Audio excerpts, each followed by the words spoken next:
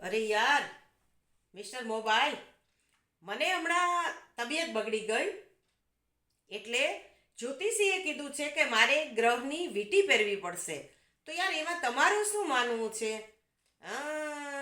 સાચી વાત છે. તમને 4 પ્રકારના ગ્રહ નડે છે. 4 પ્રકારના. હે? જ્યોતિષીએ તો એકનું કીધું છે. નહીં, 4 પ્રકારના ગ્રહ નડે છે.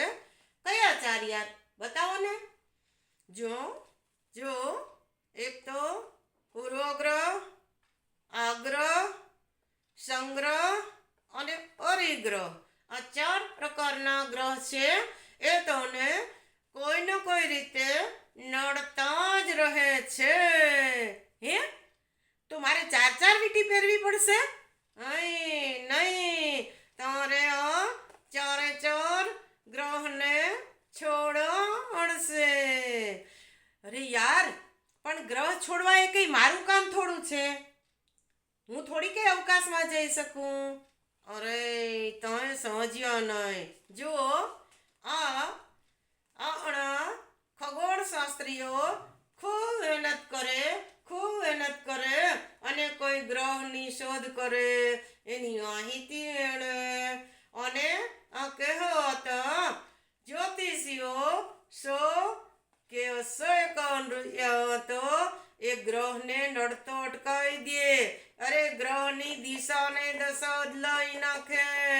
આ કેટલું હાસ્યાસ્પદ છે.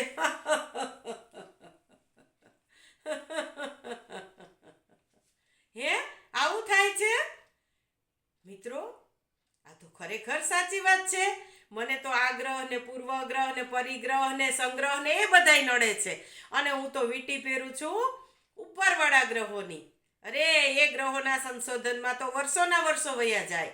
અને આપણા કહેવાતા જ્યોતિષીઓ 151માં ગ્રહ નડતો બંધ કરી દઉં. અરે, 251માં તો એ ગ્રહને હૃદય ફદે કરી દઉં. કેવડી તાકાત આપણા આ જ્યોતિષીઓની. હા, એ જ હું કહું છું ને કે અહીંયા હેઠા હેઠા ગ્રહને માત્ર 151 હૃદય હદે કરી નાખે. હા, વિચારવા જેવું તો ખરી જ હો મિત્રો. વાત તો સાચી છે અમારા મિસ્ટર મોબાઈલની. હા હા, ચાલો ત્યારે.